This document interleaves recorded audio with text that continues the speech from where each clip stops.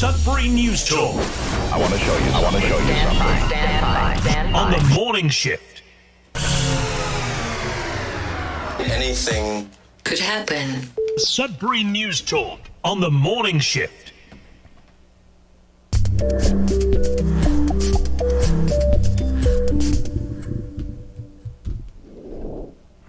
All right, good morning, everyone. Welcome to Sudbury News Talk on the morning shift. I'm AJ Walsh, and glad to be with you here today. It's going to be a fine Thursday. It's December 1st. It's a new month, Christmas, the month of Christmas. So I hope everybody's got their Christmas shopping at least planned out, if not all complete. Glad to be with you here today. It was very hectic getting today's show off the ground. So I appreciate the technology, but at the same time, it's a work in progress, and it's a learning experience. So the main takeaway from this is we are on the air. So welcome. We're on CKLU 96.7 FM. We're also streaming at cklu.ca, and just click on the Radio Player Canada logo and you can stream us. The player right there will stream. Also, you can download the Radio Player Canada app. Take us with you anywhere, anytime. Listen to us anytime on your favorite device. Also, streaming in video on Facebook Live, YouTube Live, facebook.com/Sudbury News, youtube.com/Sudbury News. If you comment on Facebook or YouTube, we should be able to have your comments here, and we can share them on the screen. Yesterday was a bit of a struggle to share the comments, as there were many.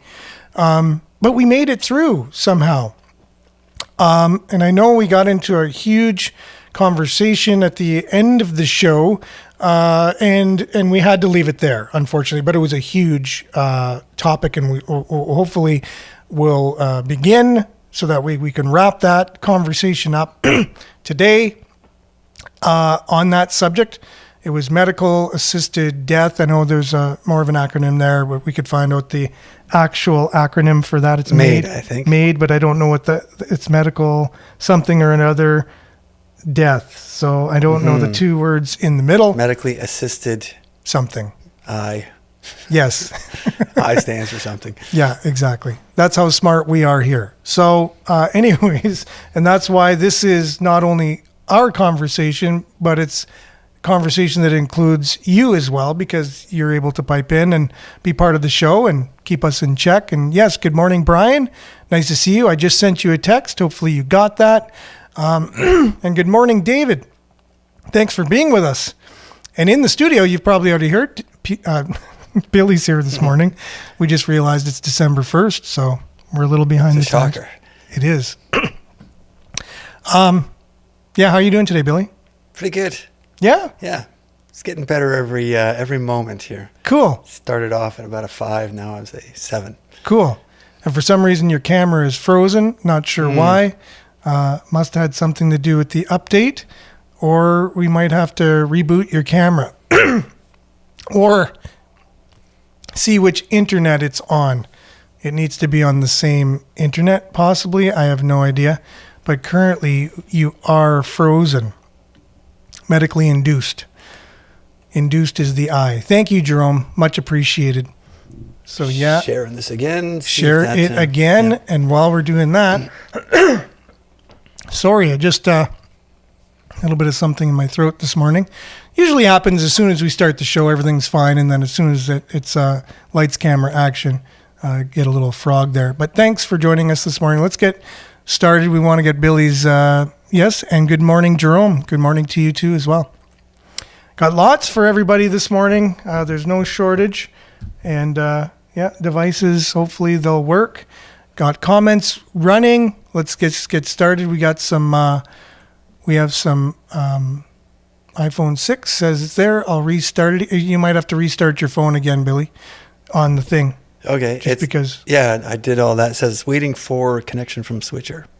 Okay. Does that make sense? Yep. So we'll try this here. We have to punch in the URL again. There we go. Hopefully it will come up. There it is. And look at this. We're able to do technical things on the fly while we're real time on radio and streaming. So it looks choppy and glitchy. So let's hope that it works. And it just went back to the same. The same frozen one. Yeah. But who knows? Maybe it'll start working. Yeah. I don't know. It's not too bad of a shot. I could live with that. Okay. All right.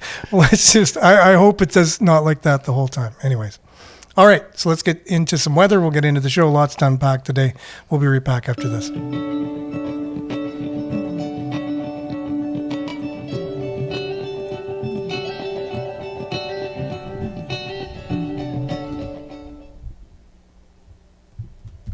Yeah, that's totally bizarre what just took place here, but we will get this back. And here you go. Sudbury weather brought to you by sudburyweather.ca. Currently it's -4 degrees, feels like -10. Humidity is only 63%, and so it's a little bit dry out there. Today, cloudy, clearing near noon. The wind will be west 30 kilometers, gusting to 60, becoming light this morning. And then high of -3. Wind chill, -13. This morning is -6. -13 with the wind chill this morning. But then today, this afternoon, it'll be -6. Tonight, mainly cloudy. Wind will be up to 15 kilometers an hour, low of -5. Wind chill -8 this evening. Friday, increasing cloudiness. Early in the morning, the wind will be becoming south 30 kilometers, gusting to 50 in the morning. High +3. Wind chill -6 in the morning. The UV index, as usual this time of year, is very low. So, long range forecast, or at least the 7-day forecast. We just read what it is for Friday, so there's no icon available. I guess it can't really sum it up in an icon, but it's mainly cloudy, high of +3. Saturday, rain, showers, or flurries, high of 3. So there's your mixed bag. Looks like Billy's chiming in here with his camera. We'll try and get that going again. And Sunday, chance of flurries, high of 0. And then, so Sunday, chance of flurries, high of 0. Monday, cloudy, -3. Tuesday, chance of flurries, -3. 40% chance of flurries, that is. And then also Wednesday, there's a chance of flurries, but we're not going to go that far because you can't really predict the weather that much in the future because it really won't. It's just never exactly what they say that far in the future, as we know. And that's your weather. We'll get to the satellite, which I'm sure we could just show the same satellite every single day. So there we go, same thing. It looks just the green is in a different spot, but just as many clouds, just as many clearing spots in northern Ontario. It's very cloudy these days. It is what it is. So we'll be back. Sudbury Weather, brought to you by sudburyweather.ca. It lands on our Sudbury.news Facebook page. Check it out. It's always a work in progress. Make suggestions if you will, that'll make the website even better, more useful. We appreciate that. We'll be back with sports right after this.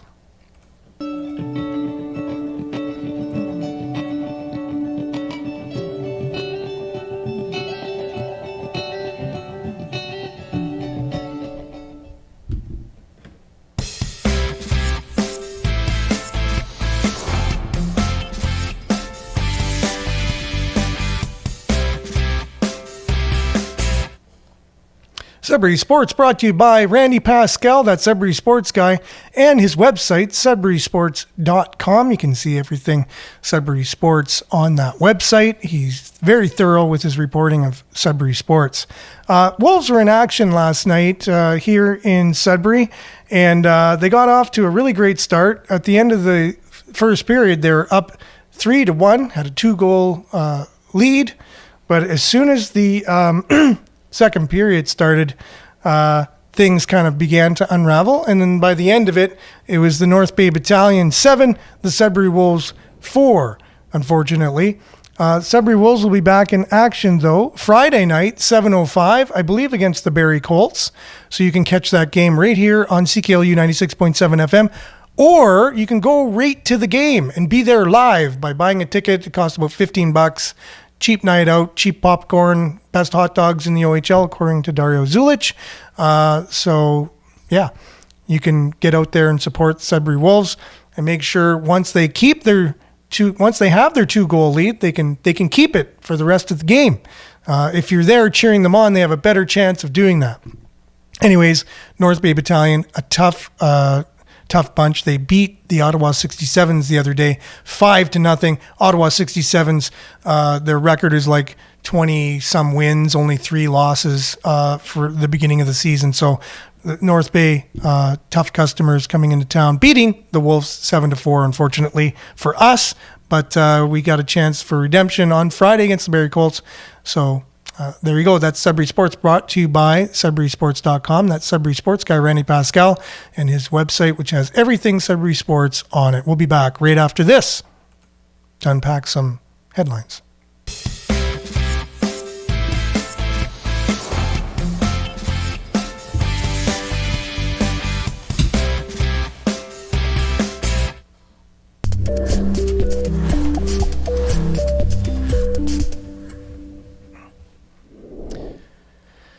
And yes, Billy, we got your camera up and running. It looks like it's working. Look at you. You're moving. All right. You're moving. Good stuff. You know that song, You Got to Move It? Okay. Yeah. All right. I won't sing it. So, yeah, we're glad to be with you here this morning. There's lots to talk about. Headlines, let's just go through them because there's lots. Then we'll unpack stuff. We got some footage of that train that came through, the holiday train, yesterday. Did you have a chance to see that at all? I did. I came out of the Wolves game last night, and there it was in all its glory. I know. And it was quite glorious. It was. Here's a little picture, but we got a little video of it as well. We want to share that. Maybe we'll just do that right now. It was pretty incredible. Let's see here. That's the picture of it. You can see it's pretty darn colorful. And they have some video. Don't tell me that they're gonna. No, at least it's a Sudbury Star. They don't have ads on their videos, which is really cool. So look at this. So this is the train rolling in. Can you imagine if you were a youngin', just a kid?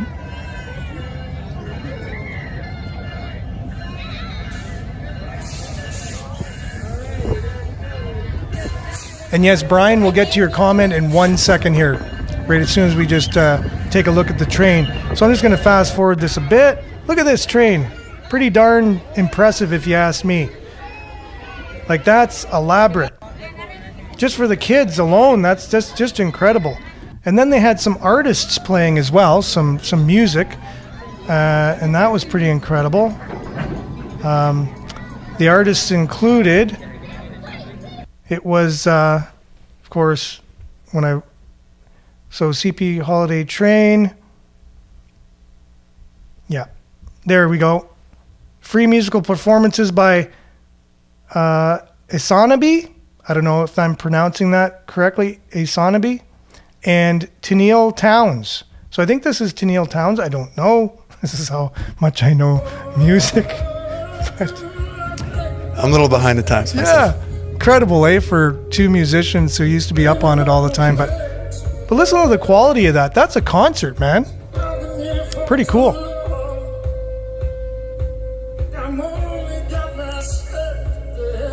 So you had a chance to see them?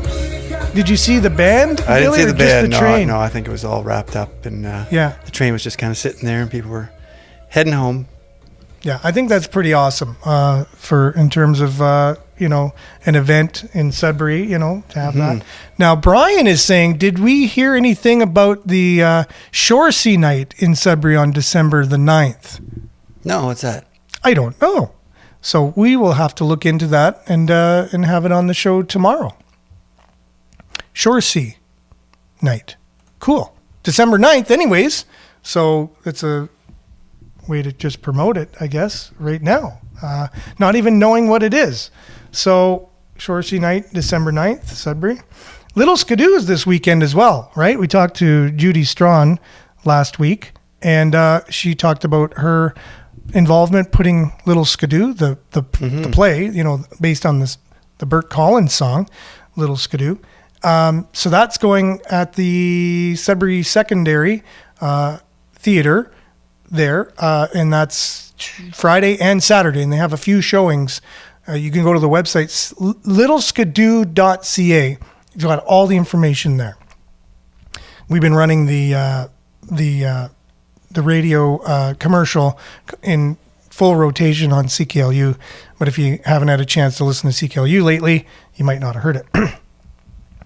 So British government cracking down on free speech on the internet. Want to get to that. And then also locally, in maybe what leads up to this, some of these restrictions on the internet and some calls for, regulating the internet more and cracking down and having more moderators and taking things off and making it less free of a place to kind of share your ideas. Kind of a local story of someone who is harmed through these TikTok dares or whatever. So we want to get into that. Sudbury cop demoted over incident at Espanola Rec Center. Remember back in the day, there was a Sudbury police officer went in to the hockey game and she was asked for proof of vaccination. And she said, "You guys are a bunch of Nazis." Basically, I just summed it all up there. Anyways, so she was arrested and her court, went through and basically she got demoted for her actions there.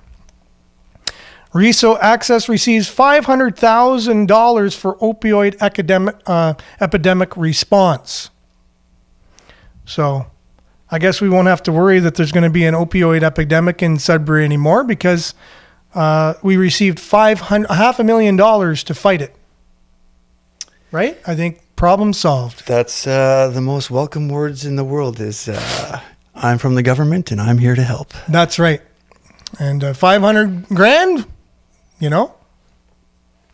wonder how many meals that would buy for the homeless downtown, or what that could build as a facility. Everyone could live in there and have food for like 2 years, and can almost have people on site helping people recover from opioid addiction. Interesting, what you could do with $500,000 in the right place. But we'll see if that's gonna. Well, and that could be the case. So yeah, we'll have to look into it. And that's about a third of Penny Sutcliffe's salary last year. Who's the director of the public health here in Sudbury, who received $800,000, and it's Dominic Giroux almost makes that every year. So that's pretty cool. He's $400,000. Currently. The analysis, speaking of Dominic Giroux, of the CCAA, the documents that just came out, there's some people that are pretty upset about what was found in those documents that were just released that were held back until they were done their bankruptcy. So we'll maybe be able to unpack some of that. Love to get to a little back and forth from Pierre Poilievre and Justin Trudeau if we're able to. And then again, shocking details, documents kept secret from during CCAA process. There's also the Auditor General report on universities in general, and there was also Algoma and Nipissing universities that were part of this audit. So basically, they are in way better financial position than Laurentian University was. No surprise. However, they're not doing great. They're not making any money, but they are publicly funded. So I don't know if their main objective is to make money, which doesn't sound like that. They're just supposed to operate and not go into debt, I would think, right? Am I right on that? If they're publicly funded? Just don't go into debt? It's weird. I guess it's probably close to 50-50, like somewhere in that ratio, like publicly funded, private. So they have a bit of a balance where they're expected to be profitable. Yeah, but exactly. At the same time, they're a bit of a service. So we have Collège Boreal building a tiny home for a prototype for Northern Ontario, a new 3-year project from Collège Boreal. We'll look at how tiny homes could be used in the north. That's pretty awesome. I think there's a lot of use for that. Mm-hmm. There's a daycare worker shortage, and that's going to jeopardize that $10 a day daycare promise from the government. So if you don't have workers, it's going to be kind of hard to, It's the story of the era. Yeah. I remember it reminds me of a great campaign that Pizza Hut did one time. It was so good, the marketing program. They were giving away 2 large pizzas and a 2-liter bottle of pop, and it was like $19.99. Really low price, but they were like, this is going to be our lost leader kind of thing. We're just going to offer this. And they had celebrities like football players and actors that they paid millions of dollars to promote the thing. And then it kicked off, and stores were inundated and couldn't keep up with the demand of this offer. And so they all complained and said, well, we're losing money. We can't even keep up with it. And then customers are irate. They're like, I ordered this thing like 3 hours ago. Where is it? You know, I was sorry. We're just so busy. And they had to cancel the whole campaign. They lost like $100 million or more, like on that campaign. It was too good. Right. Well, too good. Yeah. I guess that's the thing. If you're a franchise, you know, what comes down from on high, you've got to do it, right? Yeah. It worked too good, I guess you can say. And then they weren't able to. So again, like $10 a day daycare, but at the same time, if you don't have people there to watch the kids, it doesn't really work. So much to unravel here, Billy. And I want to just kind of touch base on where we left off yesterday. The medical induced, that sounds right, eh? It's not even assisted, though, I don't think. No? It's medical something induced death. Same idea, though. You basically apply, I guess you apply. This is a new law, and it's something that we've had already in Canada for some time. The statistics we talked about yesterday, like 3 years ago, it was 5,000. And then the next year, it was 7,000 people took advantage of this medical assisted induced death. MAID is the acronym anyways. And then last year, it was 10,000 plus people were using this service to die, basically. With the help of a doctor. That's a lot of people. I don't know about you, but the new law that's going to come out actually has more people qualifying for it, which are people who are depressed or have mental illness or PTSD can take advantage of it. Also, underage people, according to, we played a little segment from Tucker Carlson. You don't even need to get permission from your parents come March. So you could just wonder where your child is one day, wonder when they're coming home, and you just found out they, through their doctor, just went through this program and they're no longer with us anymore. So I thought, that's pretty scary. Wow. That's like for under 18? Yep. And that's coming in March. So. Yeah. I mentioned before the show that I did have a friend who used that service like at least a couple of years back, and we're all like very surprised at how easy it was. I think it's just a matter of getting 2 doctors' signatures, and he was a like a retired gentleman, kind of losing his mobility. Life was kind of getting harder for him, and he had recently got evicted, and I guess it was just really daunting, the prospect of like finding a new place that would. And he basically, there's possibly more to the story that I wasn't privy to, so I guess there's a lot of there could be stuff that other stuff he didn't want to reveal, but yep. But that was the case, and he just said, "Oh well, after Tuesday at 2:30, I'm no longer going to be here. See you on the other side," kind of thing. Wow. Did he end up going through with it? Mm-hmm. Oh my. Oh wow. Yeah. So it got really real there. Ouch. Yeah. Wow. Again, like this is a story. It's close to home. I mean, this is a real thing, right? And so Jen says the term is medical assistance in dying. Okay. Thank you so much, Jen, for that. Yeah. Oncologists get a kickback every time chemo prescription for every chemo prescription they write. I wonder how much of a kickback your GP receives for signing you up to this medical assistance in dying. Now, that's the question I would want to ask too. And hi, Diane. How are you doing today? Thanks for being with us. And you're welcome, Jerome. Not sure for what. Oh, yeah, that's probably for Jen's comment. So this, to me, is something we should keep our finger on the pulse of, and we will.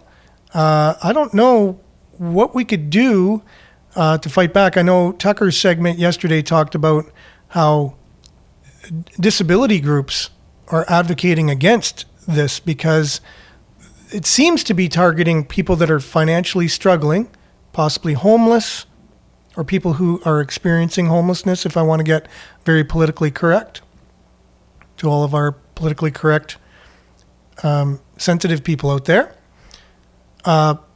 People that are struggling financially, period. People with mental illness.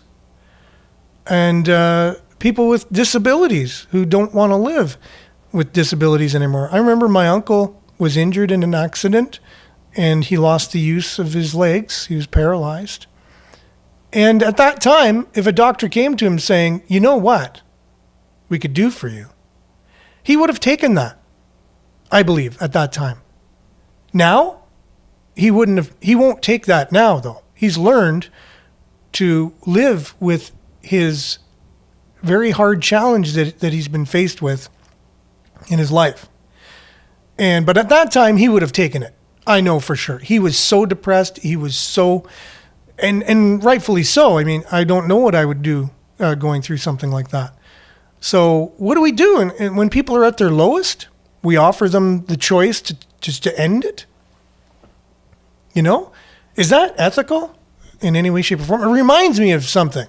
It reminds me of another time in history, actually, where a group of people thought this was a great idea. And they were, to this day, demonized. And if you mention the leader of that organization or any of the people of that, you would go, that's the devil. But somehow it's okay in our society if we call it medical assistance in dying. And we played yesterday a piece from Simon's, which was a corporate propaganda piece, a corporate piece plugging the idea that this is a really great thing.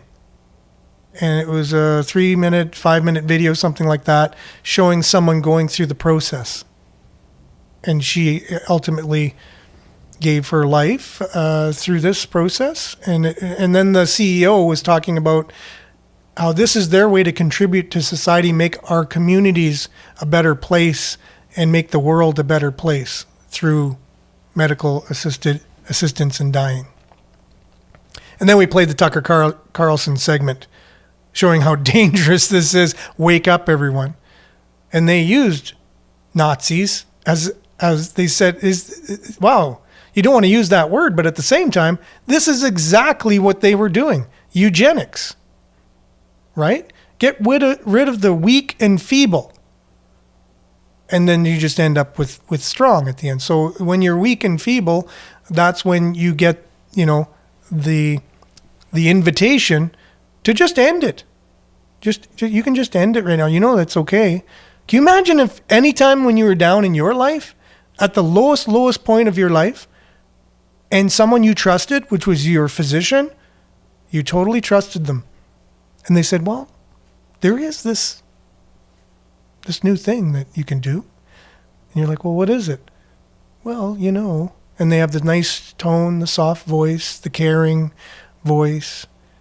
And you're like, wow, I never thought that was even possible. Oh yeah, no, it is now. You can just end it. You can just, no more struggles. You don't have to deal with this anymore. Oh my.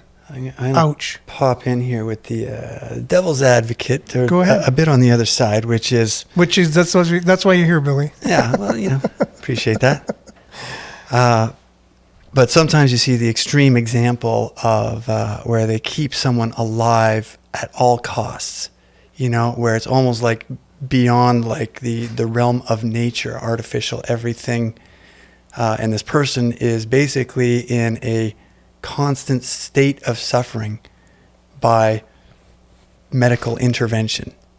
True. You know, so there is somewhere in between, you know, and I personally, I've seen situations where I think to myself, ooh, if that was my existence, I would definitely be interested in this option to opt out. And I think it comes down to, again, if we're talking like a lot about, you know, freedom and personal choice and stuff, if you end up in a system where, again, there's too much control and you're not allowed to do certain things.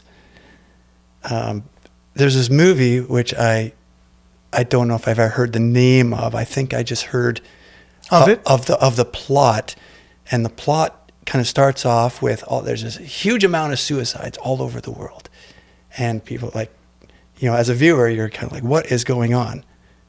And then sort of like as it gets revealed, there's been some sort of reveal, either, you know, scientifically or something, that yes, we're in this kind of system.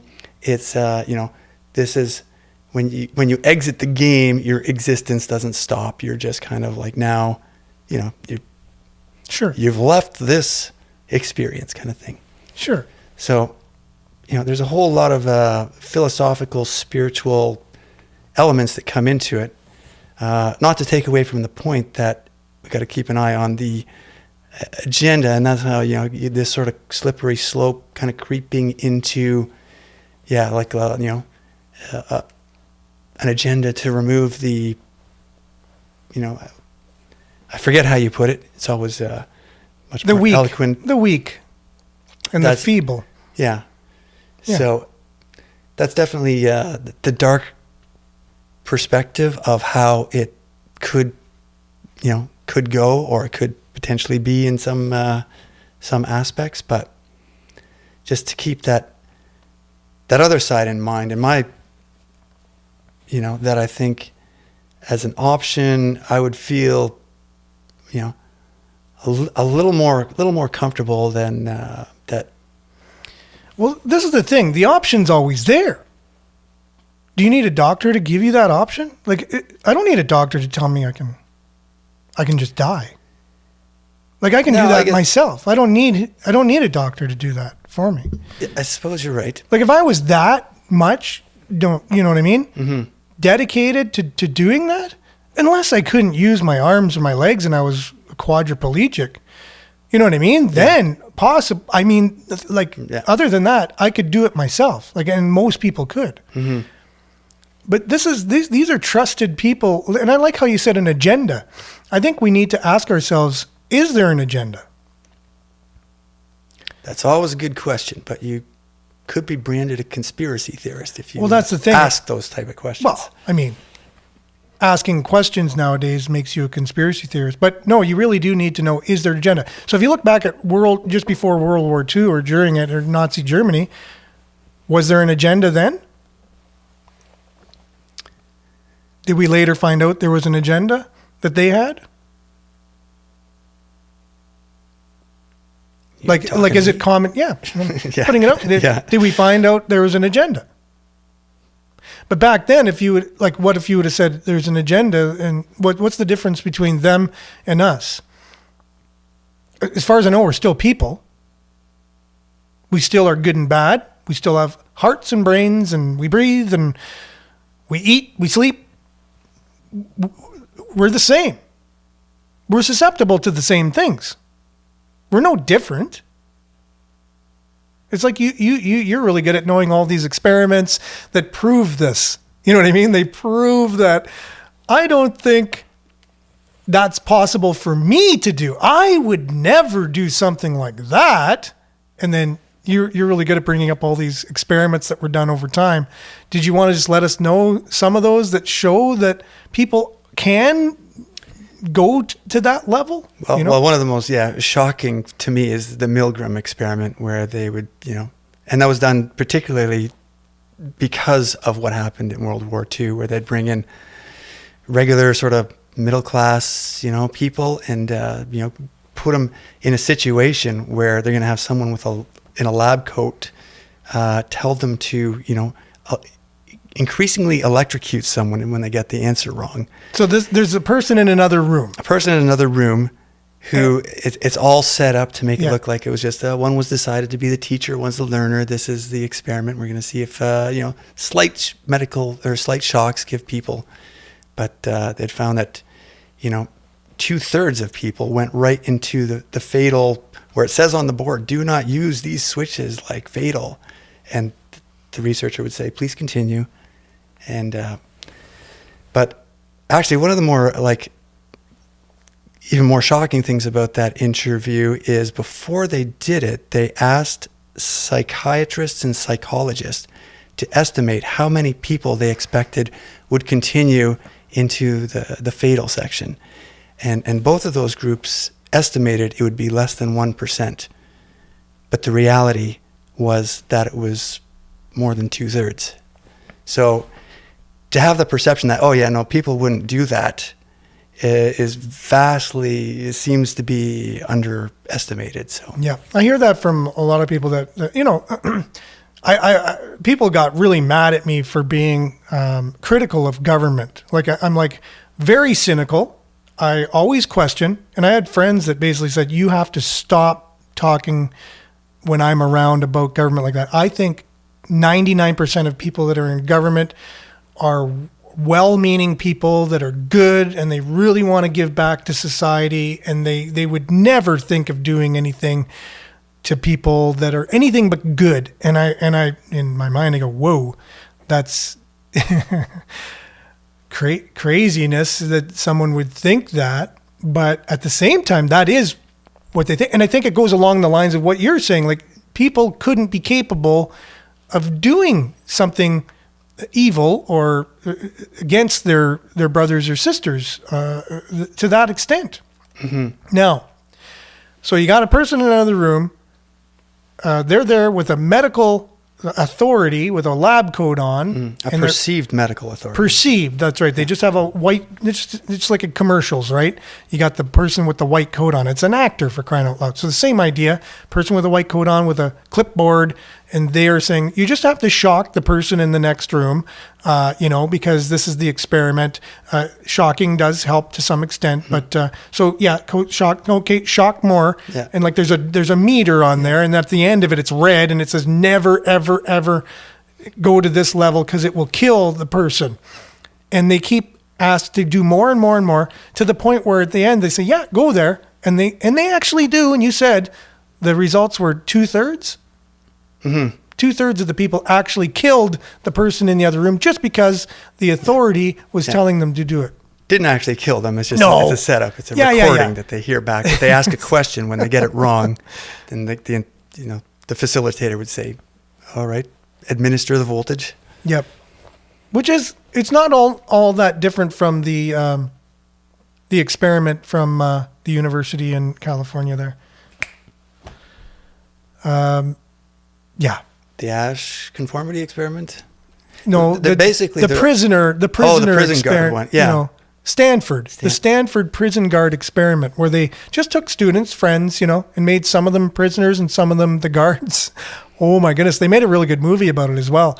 These were just friends, but because the guards, after a while, they started beating and treating the other people who were the prisoners horrendously. And it was just an experiment, for crying out loud, because they felt the authority. They were able to just do whatever they wanted to them. And these are just a couple experiments, but now we're in real life, right? Is there an agenda behind all of this? Could there be? I've heard a lot of things. Eugenics is still alive and well, the idea of eugenics, and it's at high levels. A lot of people believe in the philosophy of eugenics. Learned about it just recently in university. We were able to at least have the conversation about the good and the bad about it, and why some people would think it's a good idea, the dangers of it if you do, and if you implement things. And that is the conversation we should be having. And we should be saying, are some of our decision makers buying into the ideology of eugenics, and are they actually acting on that premise? people at the highest levels in our medical industry, people at the highest levels of government, business, do they buy into eugenics? And I know for sure, I've watched interviews with a lot of them admitting that they actually do agree with the philosophy of eugenics and believe the world is getting overpopulated and we need a solution for that problem. One of them is Bill Gates. You can just look it up. He did a TED Talk and he said how he believes vaccines could be a solution to these problems. While it makes people healthier, we can also reduce the world's population. He actually said that in the same sentence. We found a way to make the world healthier and reduce its surplus population. Kind of like that rant that Scrooge does in the Christmas Story. He does a rant and he goes, I feel we need to reduce the world's surplus population kind of thing. And it was interesting when I saw that from Disney. I said, oh, wow, that's interesting. That was way back when they had these same ideas that a lot of people today have. But back in the 1800s, they felt there was a surplus population. We're coming on 8 billion now. So there are people. So is there an agenda? I don't know. Is this part of it?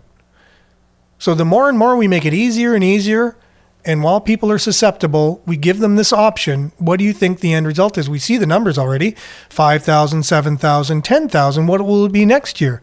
And when we give this opportunity to our young people, do you remember the last time you were 15 and depressed? The decisions you made then, would they be the same decisions you make now? And if you were given that option at some point in your life when you were at the lowest, could you have possibly taken it? You wouldn't be here today. You wouldn't have learned to overcome a challenge, learn to deal with whatever it was you were going through, have support. Imagine going to your parent, someone you really trust, and say, I'm really having a bad day. Well, you could do this medical assisted induced, what is it again? I have to get this right. Medical assistance in dying thing. Did you hear about that, little Johnny? Yeah. Imagine your parents saying that to you. Like what? When you needed support, you needed somebody there for you to help you. This is where we're at in our society today. You should be afraid. We should be afraid because once they start that, then, okay, well, what about all these crazy conspiracy theorists? They have mental illness. I think they need this medical assistance in dying. It's funny you mentioned that. There was something in the news the other day about somebody saying, yeah, we should force it upon the mentally, people with mental illness. They're not force that. I think forced treatment. Okay. So I think, if you want to see this gap getting closer, so you force treatment, and that's great as long as it's a benevolent, benign, productive treatment. But again, the way things can go, yep. When things get forced, yep. And if this moves into the realm of treatment. Mm-hmm. Yeah, this is part of their treatment. This is the end result. We'll try a few things, and if they don't work, at least we have this as an option, kind of thing, as part of their treatment plan. Oh my. Anyways, give your head a shake. So Jerome said he had a member of the community end their life through the MAID program because of financial concerns and fighting cancer. WTF. Brian's still waiting to join the live discussion. Screen still says waiting. Yes, Brian, just check your text there. Sent you a text earlier today, if that's okay. Government's done studies on what would save them by, quote unquote, expanding the criteria. Interesting. Do you have your donation card signed? Your donor card? So there's, Jerome, I think, is implying too that once you're not with us anymore, your organs can be utilized. That's a scary thing. And that's kind of, you could look to stories of China where there's a high demand for organs, and you can see that kind of slippery slope as well, where it's like They might, when it turns into a lucrative business, people can do nasty things. For sure. Now, I want to get to the comments because it looks like this is all the time we're going to have today. Just as a follow-up, this is a huge topic, obviously. Karen is saying her mom, if she gets cancer in 5 places like her mother, she would be considering it as well, almost on your case as devil's advocate, Billy. Mind you, from the time you sign up for it, they do it till 11 days in. They don't do it until 11 days in.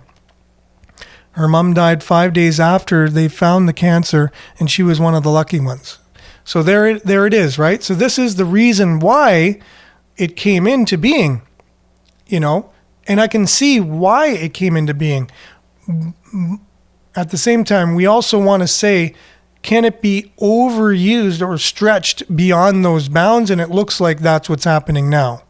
It looks like it's being stretched beyond the ones that are the reason why it came in the first place as the argument for that, right? So you said that argument, and anyone would agree with you on that. Like Billy even mentioned that as the reason why. But again, once the door is open, and was that the Trojan horse? Was that a Trojan horse? Like, look, here's a reason why we need to do this. Oh, we can also use it for this, that, and the other, and whatever. And if they would have said that from the beginning, everyone would say, well, no. And the ones that were probably crying that could be, the people would say no, don't worry. That would never happen. We would never use it for that. At the time, I bet you if you go back when it was first being talked about, that was the debate. But now we're here, and it is being used for other things other than for those who could possibly really use it for the reasons why they brought it in the first place.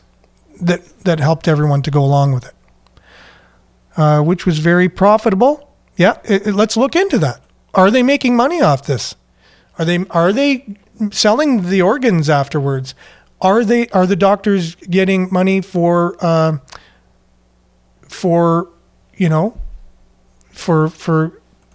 offering this? So we need to look into that and find that out. Cancer is preventable, yeah, and beatable. For sure. If you stay away from your doctor. That's Jerome for sure, yes. Jerome, yeah, so that can be, I remember somebody at church one time had cancer and someone went up to them and said, I have ways that you can beat this.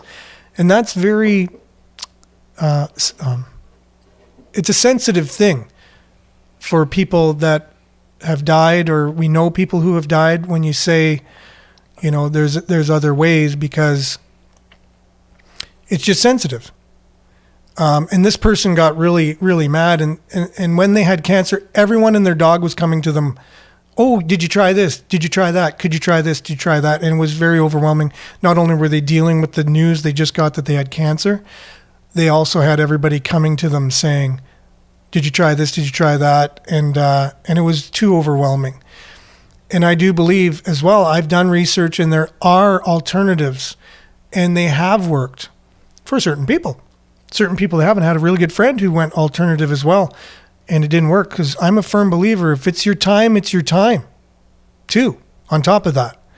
Like, you can try to do everything to prevent something from happening, but if it's meant to be your time, you cannot prevent it. But yes, I do believe there are methods and ways to stay healthy that will prevent or reverse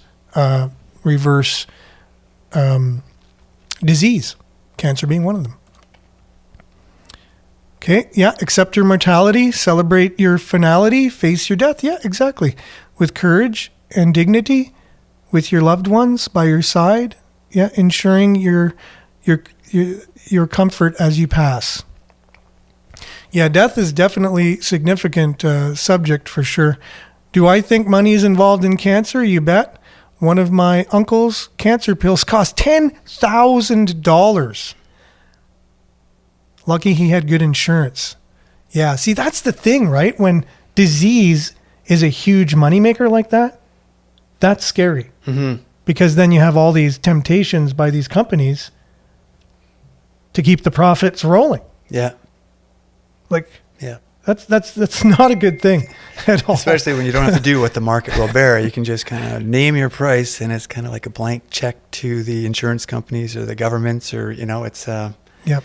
It's a bit of a different formula. Yep, for sure. Now we have a kind of a comment. We have a conversation going on between Jerome and Karen. We'll leave it at that. Good morning, Stacy. Thanks for being with us. Yeah, and there's been some really good conversation here from our follow-up. So we'll have today's news tomorrow. Brian hopefully will be able to join us tomorrow. I asked him to join us tomorrow, just knowing that we wouldn't really have the time, and we didn't. We can only just follow up on this story from yesterday. That's probably my fault. But It's a big story. yeah, it is huge. And we'll keep our finger on the pulse of that, no pun intended, as time is going on, and it's something we should really inform ourselves about and have discussions with our kids about now, and let them know, like, if you're going in to see the doctor, oh my, like, they're going in by themselves. They could come out and not tell you that they've decided this, and it's going to be legal as of March. So this is crazy stuff. Anyways, thanks for being with us today. Thanks for chiming in and keeping us on our toes and letting us know what acronyms stand for, and sharing your stories and things that are very sacred and to you. We really appreciate that. Remember to like, subscribe, share, follow, just to get the conversation out there to more people, so that way we can have a larger discussion with more people, and it's better to have more points of view. Like Billy. Absolutely. Always being the devil's advocate. I really appreciate that. Thanks for being with us today, Billy. Thank you. See you next Tuesday. Next Tuesday. All right. Thanks, everyone, for being with us. Stay tuned now for Earshot Daily on CKLU. We'll be back same time, same place tomorrow, hopefully with Brian Poulet. We'll see you. Ciao.